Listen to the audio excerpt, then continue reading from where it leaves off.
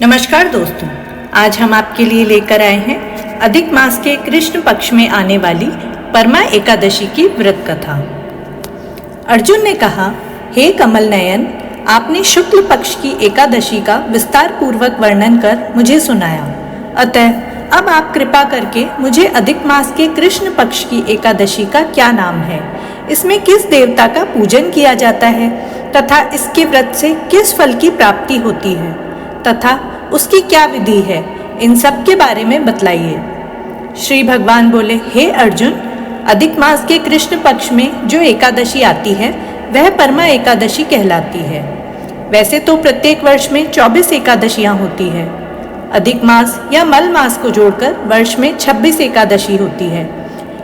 अधिक मास में 2 एकादशियां आती है जो पद्मिनी एकादशी शुक्ल पक्ष और परमा एकादशी कृष्ण पक्ष के नाम से जानी जाती है।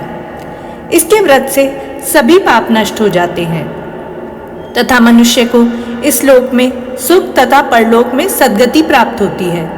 इसका व्रत विधि अनुसार करना चाहिए और भगवान विष्णु का धूप, दीप, नैवेद्य, पुष्प आदि से पूजन करना चाहिए। इस एकादशी की पावन कथा जो कि महर्षियों के साथ कांपिल्य नगरी में हुई थी वह मैं तुमसे कहता हूँ, ध्यान पूर्वक श्रवण करो। कांपिल्य नगरी में सुमेधा नाम का एक अत्यंत धर्मात्मा ब्राह्मण रहता था। उसकी स्त्री अत्यंत पवित्र तथा पतिव्रता थी। किसी पूर्व पाप के कारण वह दंपति अत्यंत दरिद्रता का जीवन व्यतीत कर रहे थे। ब्राह्मण को भिक्षा मांगने पर भी भिक्षा नहीं मिलती थी।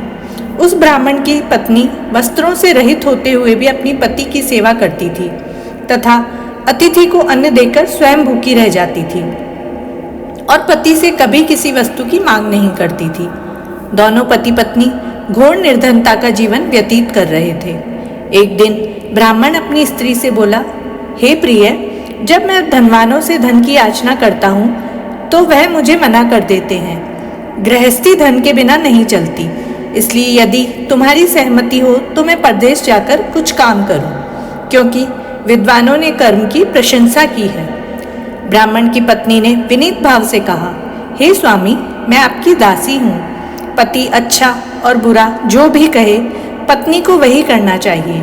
मनुष्य को पूर्व जन्म में किए कर्मों का फल मिलता है। सुमेरु पर्वत पर रहते हुए भी मनुष्य को बिना भाग्य के स्वर्ण नहीं मिलता। पूर्व जन्म में मनुष्य विद्या और भूमि दान करते हैं, उन्हें अगले जन्म में विद्या और भूमि की प्राप्ति होती है। ईश्वर ने भाग्य में जो कुछ लिखा है उसे टाला नहीं जा सकता। यदि कोई मनुष्य दान नहीं करता तो प्रभु उसे केवल अन्न ही देते हैं। इसलिए आपको इसी स्थान पर रहना चाहिए, क्योंकि मैं आपका विजोग नहीं सह सकती। पति बिना स्त्री की माता, पिता, भाई, ससुर तथा संबंधी आदि सभी निंदा करते हैं। इसलिए हे स्वामी, कृपा कर आप कहीं न जाएं। जो भाग्य में होगा वह यहीं प्राप्त हो जाएगा। स्त्री की सलाह मानकर ब्राह्मण परदेश नहीं गया। इसी प्रकार समय बीतता रहा। एक बार कौंडिन्य ऋषि वहां आए। ऋषि को देखकर ब्राह्मण सुमेधा और उसकी स्त्री ने प्रणाम किया और बोले, आज हम धन्य हुए। आपके दर्शन से हमारा जीवन सफल हुआ।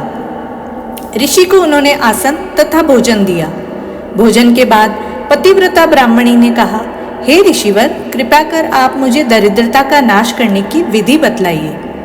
मैंने अपने पति को परदेश में जाकर धन कमाने से रोका है। मेरे भाग्य से आप आ गए हैं। मुझे पूर्ण विश्वास है कि अब मेरी दरिद्रता शीघ्र ही नष्ट हो जाएगी। अतः आप हमारी दरिद्रता नष्ट करने का कोई उपाय बताएं। ब्राह्मणी की बात सुनकर कौंडिन्य ऋषि बोले, हे ब्राह्मणी, मल मास की कृष्ण पक्ष की परमा एकादशी के व्रत से सभी पाप, दुख और दरिद्रता आदि नष्ट हो जाते हैं। जो मनुष्य इस व्रत को करता है वह धनवान हो जाता है।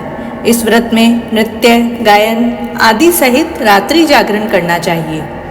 यह एकादशी धन वैभव देती है तथा पापों को नाश कर उत्तम गति भी प्रदान करने वाली है। धनाधिपति कुबेर ने भी इस एकादशी व्रत का पालन किया था, जिससे प्रसन्न होकर भगवान भोलेनाथ ने उन्हें धनाध्यक्ष का पद प्रदान किया। इसी व्रत के प्रभाव से सत्यवादी राजा हरिश्चंद्र को पुत्र, स्त्री और राज्य की प्राप्ति हुई थी। तदुपरांत कौंडिन्य ऋषि ने उन्हें एकादशी के व्रत का समस्त विधान कह सुनाया। ऋषि ने कहा, हे ब्राह्मणी, पंचरात्रि व्रत इससे भी ज्यादा उत्तम है। परमा एकादशी के दिन प्रातःकाल नित्य कर्म से निवृत्त होकर विधान पूर्वक पंचरात्रि व्रत आरंभ करना चाहिए। जो मनुष्य 5 दिन तक निर्जल व्रत करते हैं वे अपने माता पिता और स्त्री सहित स्वर्ग लोक को जाते हैं। जो मनुष्य 5 दिन तक संध्या को भोजन करते हैं वे स्वर्ग को जाते हैं। जो मनुष्य स्नान करके 5 दिन तक ब्राह्मणों को भोजन कराते हैं वे समस्त संसार को भोजन कराने का फल प्राप्त करते हैं। जो मनुष्य इस व्रत में अश्वदान करते हैं उन्हें तीनों लोकों का दान करने का फल मिलता है। जो मनुष्य उत्तम ब्राह्मण को तिल दान करते हैं वे तिल की संख्या के बराबर वर्षों तक विष्णु लोक में वास करते हैं। जो मनुष्य घी का पात्र दान करते हैं वह सूर्य लोक को जाते हैं। जो मनुष्य 5 दिन तक ब्रह्मचर्य पूर्वक रहते हैं वे देवांगनाओं के साथ स्वर्ग को जाते हैं।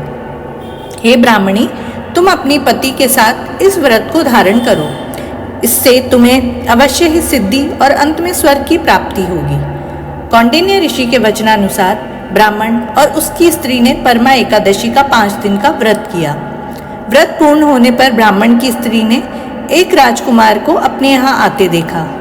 राजकुमार ने ब्रह्मा जी की प्रेरणा से एक उत्तम घर जो सब वस्तुओं से परिपूर्ण था उन्हें रहने के लिए दिया। तदुपरांत राजकुमार ने आजीविका के लिए एक गांव दिया। इस प्रकार ब्राह्मण और उसकी स्त्री की गरीबी दूर हो गई और पृथ्वी पर काफी वर्षों तक सुख भोगने के पश्चात वे पति पत्नी श्री विष्णु के उत्तम लोक को प्रस्थान कर गए। जय श्री हरि।